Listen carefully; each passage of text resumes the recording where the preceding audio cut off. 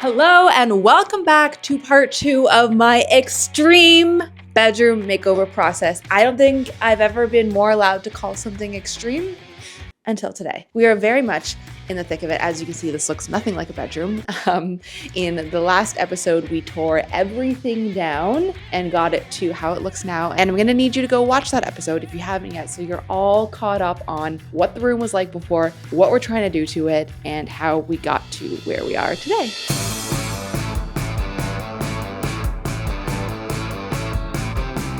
Welcome back to the series where I challenge myself to use thrifted materials and a love of all things retro to DIY our family home from this farmhouse to that 70s house.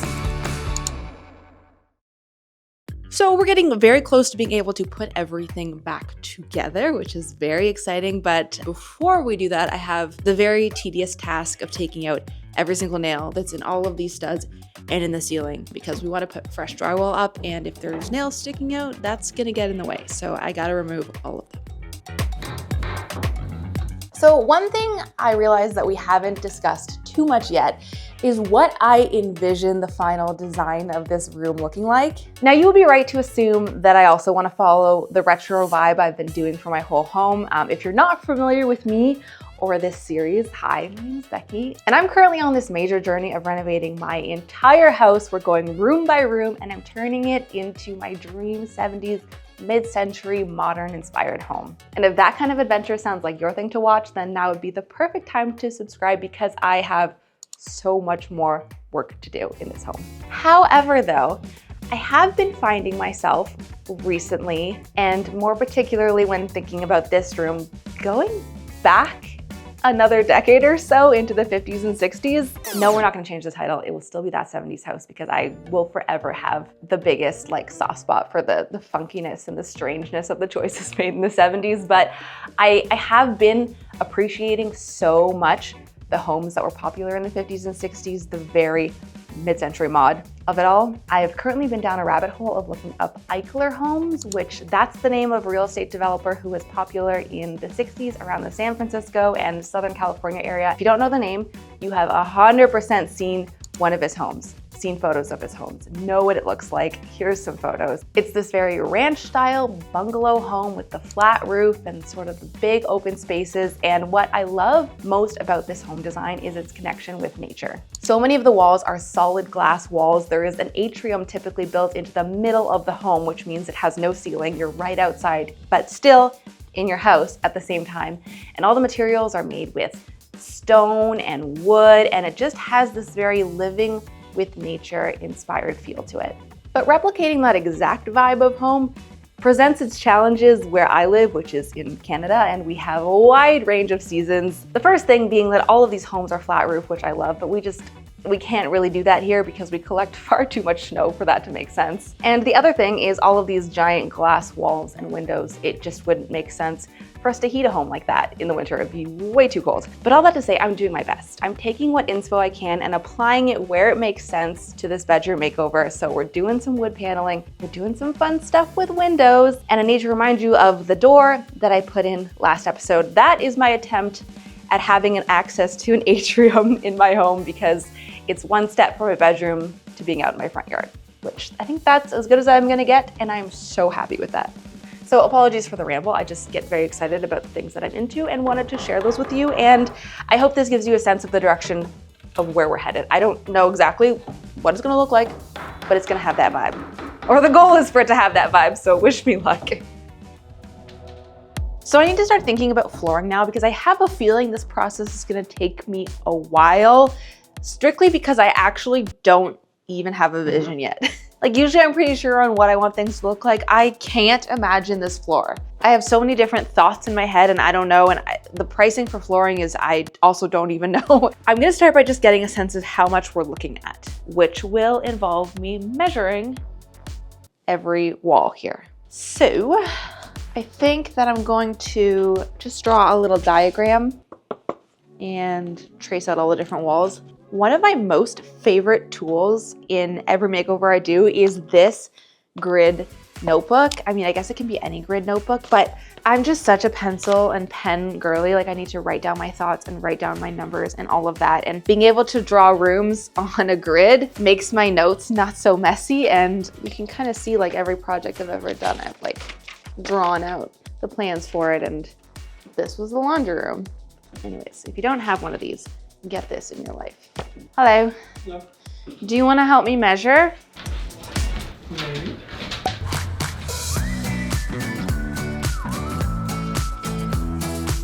Should be 138. Of course not. Why would the two halves of the room be the same?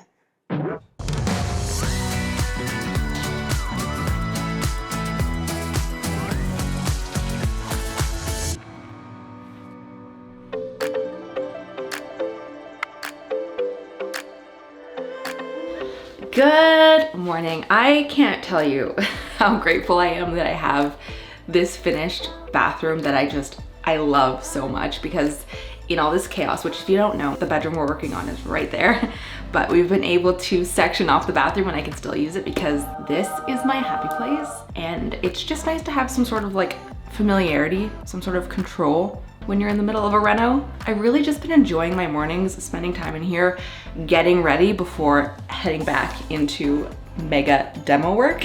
So I thought we could get ready together this morning, and I just had a shower. And I don't know how many of you know this, but my hair is actually really curly slash frizzy slash, I don't know what this is, but it's something. So I'm gonna show you my routine for managing all of this. IGK is sponsoring today's video, and I am truthfully such a big fan of this. If you haven't heard of IGK hair yet, well, let me tell you, they're the fastest growing hair care brand on both TikTok and Instagram, and it was developed by 4 celebrity hairstylists from around the world. And the product I'm using today is the Good Behavior Smoothing Spray. My hair is still a little bit damp from my shower this morning. I've maybe let it dry 80%, and now is when I'm gonna spray this all over my hair. It's super important to spray from root to tip so you fully coat your hair. Now the thing to note is that this is a heat-activated anti-frizz spray that provides up to 72 hours of frizz control. And don't worry about the heat because it does have heat protection built in up to 450 degrees Fahrenheit. So my favorite tool to use with this is the Air Wrap, and I use this just to give myself a bit of a blowout. This product works on all hair types to control frizz, block humidity, and extend the life of your style. It's a lightweight, non-greasy formula that doesn't weigh down your hair at all or make it feel sticky. And here is the finished hair, and honestly, it feels like I just got back from the salon. And that is the whole idea behind the Good Behavior Spray. It's inspired by those professional keratin treatments so that you get that smooth, sleek, and shiny hair, but without having to do any of those harsh chemicals. Oh, and did I mention that it's also Leaping Bunny certified? This is something that's very important to me in all my beauty products. And one of the best parts, honestly, is just how good this smells. I know you can't smell it through the screen, but trust me, it smells divine, and the smell really does linger on your hair all day, which is kind of nice. You walk by people and they're like, "You smell so good, what is that?" And the answer is my hair. So click the link in the description, or you can even scan the handy QR code right here on screen to try the IGK smoothing spray. And also make sure you're using code SorryGirls25 because that will get you 25% off your entire order.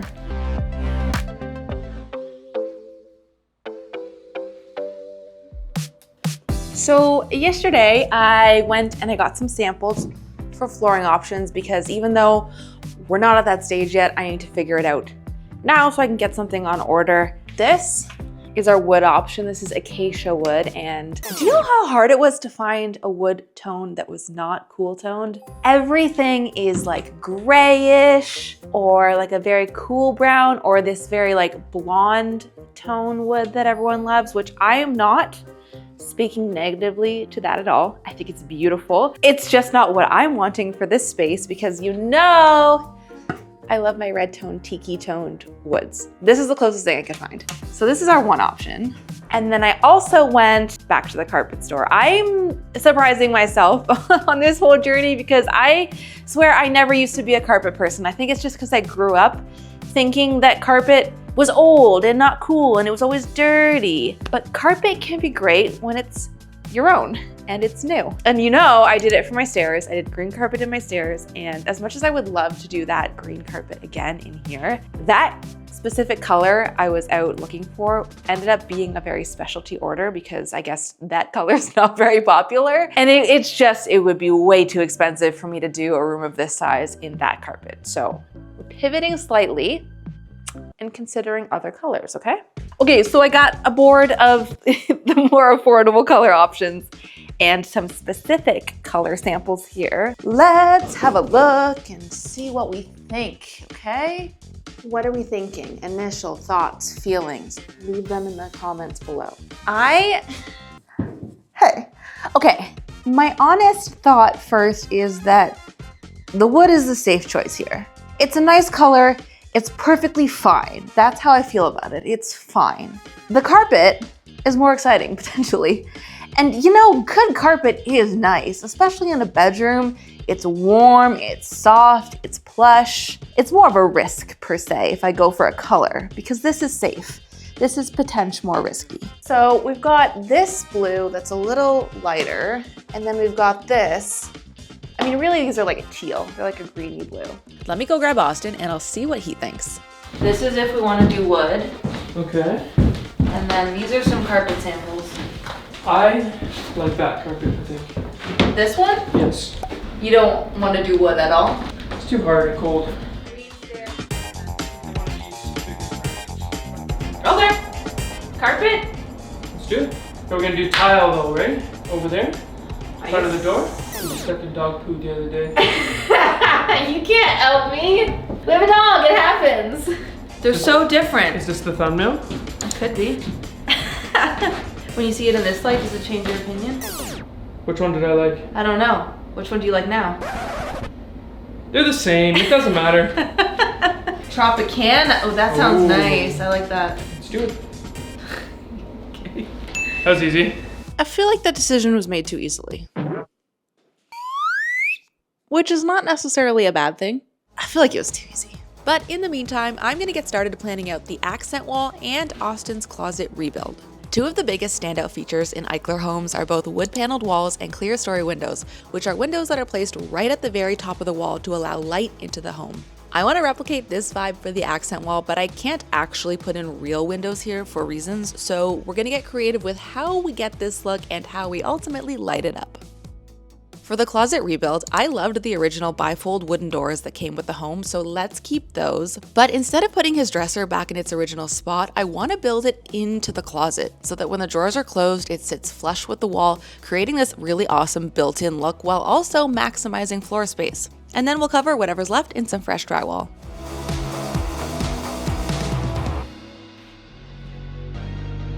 So yesterday we had the whole room professionally spray foamed, which is this fun mint color you see now. We are trying our best to eliminate the wildlife from coming back in the room. As you'll remember, we saw a lot of evidence that they had been in here when we took apart the room. And from what we've been told, this kind of spray insulation the mice don't like, and that is wonderful. So today, I'm gonna move on with starting this built-in closet, which I'm so excited about. So let's talk about it a little bit. So for the doors, my hope is to still use the original bifolding doors that were in here because I really like them. They have the right kind of vintage charm for me. So they go on a track system and we'll be here and open this way. But what I also wanted to do, as per my plan, was do built-in shelving because the original drawer unit that sat out here sat in front of the closet, and so therefore it took up about like 1.5 feet of space into the room, which if I can put that in the closet, then we get more floor space out here, which is wonderful. This is the unit that I plan to use for this. Obviously the drawers are out at the moment, but this was a marketplace find. It is original from the 60s and it's beautiful. The sides are a little bit beat up, but that's totally fine because we won't see that. What we care about is the beautiful drawer fronts, which I have, and they are in great condition. So my task for right now is to figure out how to frame in space for this door and a place for this to sit. But I'm already feeling like we're encountering some problems just looking at this. Currently, I have up to about that much space this way.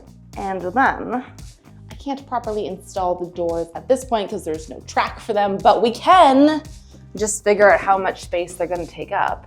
And I mean, I can tell you already, we quite simply do not have the width to do this drawer unit and 2 folding doors. So I guess I have some choices to make. Over here, this boxed out piece of the room is actually the back side of the linen closet that's in the hallway. So I could reframe this and make the linen closet smaller so I have more space here, because I don't really need all that much space in the linen closet, but it would be a ton of work to have to redo this. Or an idea that's just occurring to me now would be to eliminate 1/2 of these bifolding doors so that I really have 3 doors. So one would almost have to be a permanent fixture or like a swing open door, and the other would be a proper bifold. But that means our handles wouldn't be perfectly centered. It'd be a 2 handle and a 1 door. What would I like the least? Having to rebuild the entire linen closet, which is not even in this room, that's not this project, or remove 1 of the 4 doors?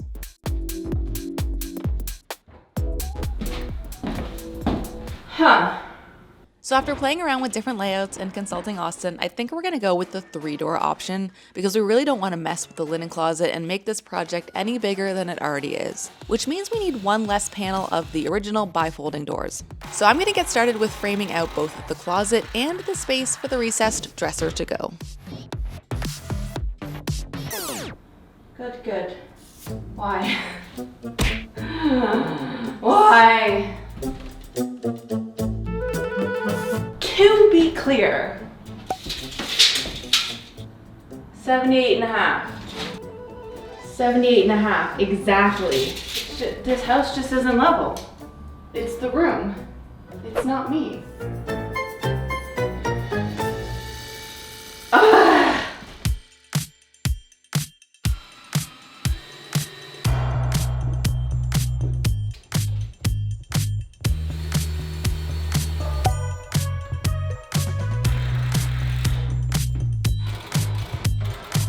So at this point, I have one of the tracks on, so I can put a bifold door on. Do I care which one? Does it matter which one? Kind of matters. It always matters. I don't have the bottom piece, I'm realizing. Is that gonna be a problem? Totally is gonna be a problem. I know this is how you're supposed to work. Don't do this to me. Okay. I was supposed to screw that higher up. Yes, of course I was, and I knew that. Because of the flooring. Okay. Oh my God, no wonder people don't use these anymore. They're terrible. We have a single door. I think that, oh my God, I'm so dumb. No, I'm not. I'm very smart and I'm talented and I'm a woman who is learning. Self-affirmation is key. Aha! Ha! I am freaking talented and can literally do it all. Look at this. We have a working door. It's exactly how it was before.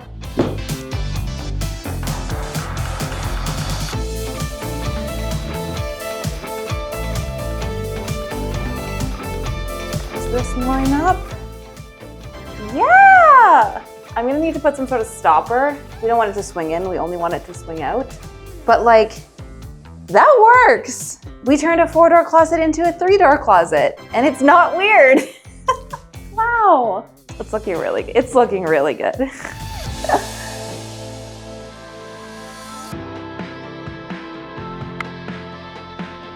Good morning. Okay, I just placed an order for the cutest retro door handles that are gonna go on those doors, and I think I'm gonna use them elsewhere in the room too. Here's a photo of them. I suppose they're nothing that special, but they're perfect to me. This wall here is pretty much ready for drywall. It's just gonna go on the front of this face that we built. And yes, I'm gonna have to tackle something here. I'm thinking shelving, but that can come later. This is at a good place for now. We can move on. So, what are we doing over here? Well, this is the accent wall where I'm gonna do wood paneling with sort of this faux window effect on top, which how we're doing that is still To be determined. Where we need to start is pretty much exactly how we did the other one, framing it out, basically building the support, the structure of the whole thing so we can cover it with whatever material we want and make it look beautiful.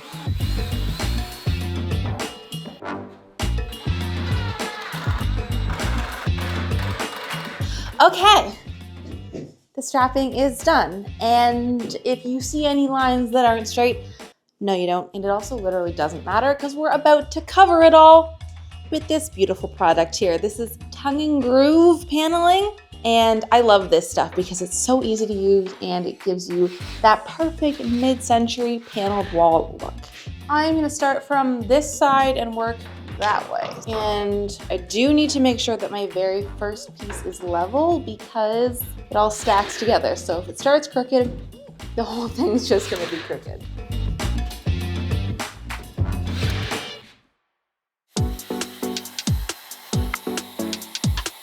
Okay, bang refresh is done. Tongue and groove accent wall is done. Well, mostly done. I got all the panels off, it's looking amazing. I'm just gonna add a little wooden corner trim to cap the top and make it look nice and even. Now for today, here's the plan I've come up with. I think what I need to do is build basically a giant window frame that's going to consist of 3 window panes. I'll build that off the wall and then I can lift it up into place to sit on top of that gap that we've left. And then the hope is after that, I'm able to put some sort of light source behind it, which can help us replicate the idea of daylight coming through these windows. So that's my plan. I'm gonna do it. So I'm using 1x3 wood from the hardware store and essentially building one really big rectangle with 3 vertical pieces in the middle to help give it support and also to create this illusion of window panes. These are some of the best money I've ever spent. They're a clamp that hold your piece of wood at a perfect right angle. So handy. I'm putting this all together with pocket screws so that we're left with a nice seamless wooden finish on the front. Okay, are we ready to see it? How am I supposed to do this, actually? I'm too short. I'm too short. Okay, it's leaning right now because it's still yet to be properly installed, but, oh, it's so, so anticlimactic. It's really hard to tell what you're looking at because you can still see the studs in the wall behind it, which is like messing with me a little bit, but I do think that the vision is there. And the reason that I made the bottom bar out of a thinner wood is because I knew that this corner trim was gonna take up some visual space, and I thought once it's all attached together, this would just read as a piece that's as thick as the rest of the window frame, and I think that's gonna work. So that's a win. I'm excited, okay. Okay, I just stepped out to acquire some frosted acrylic. So let's see if this can look half decent. The whole thing is frosted, but one side is like matte frosty and the other side is shiny. And I picked up these clips that are meant to hold a mirror to the wall, but my acrylic is the same size as a mirror, so I think I can use these no problem. Come here. What do you think? Don't step on it. Every day he comes in here and he looks at me and he's so sad. He says, "What have you done to my sleeping zone, my nap spot?" Don't worry, Mommy's working very hard to put it back together for you. That's not good enough. What can you do? What can you do?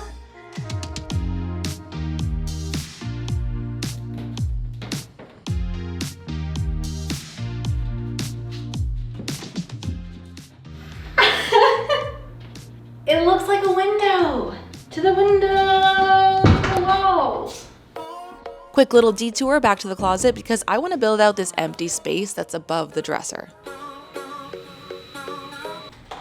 Do you have shorter screws on? Oh my goodness, what do you, like, you tell me to hold this and you're not ready?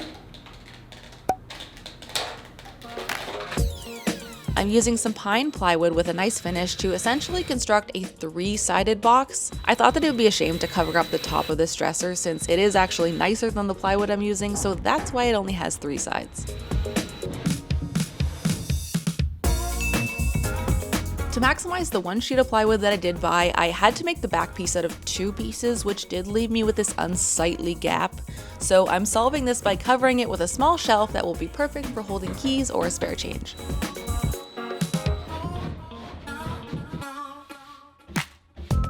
All right, hello. It's an exciting one today because we're finally getting walls back. It's drywall day. Let's get to it. Ugh.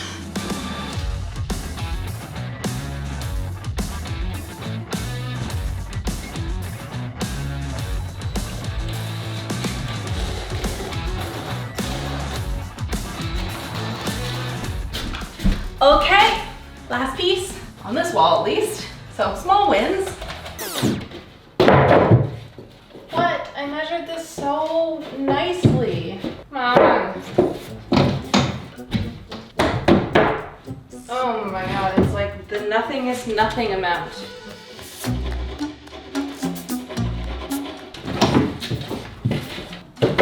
Haha. Nailed it.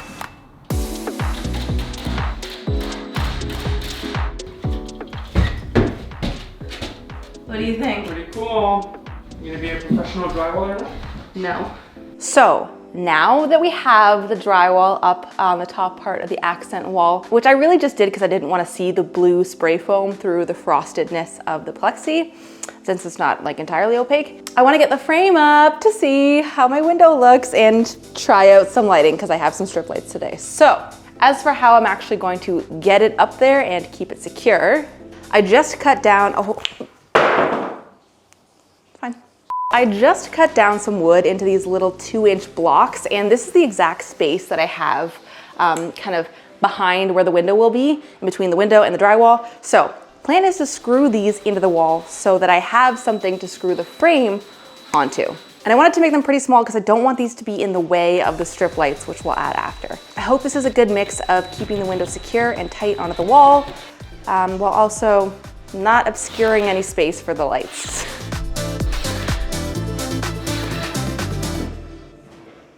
Okay, friends, it is time. Yep. What I did after I put all the little blocks in was take this thin strip of wooden trim and just tack it to the bottom so that I had like one solid piece to attach my strip lights to. I'm gonna start with a strip light across the top and then see if I feel like it's needed on the sides and the bottom. I'm hoping I can just get away with one on the top.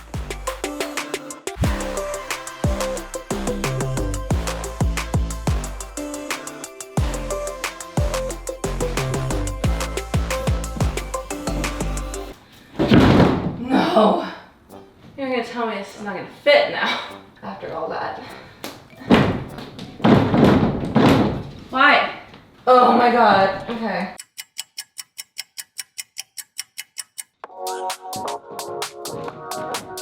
Woo! Yes!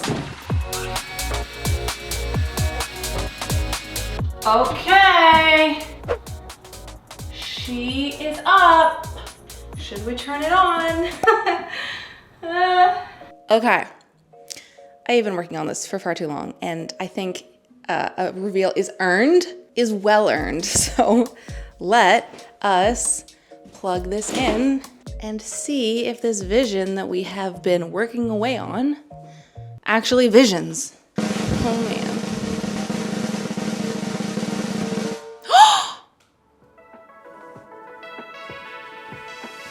It's so cool. Oh my god. Look. Look at her. Are you joking me right now? The frost is actually frosting properly. This is major. Okay.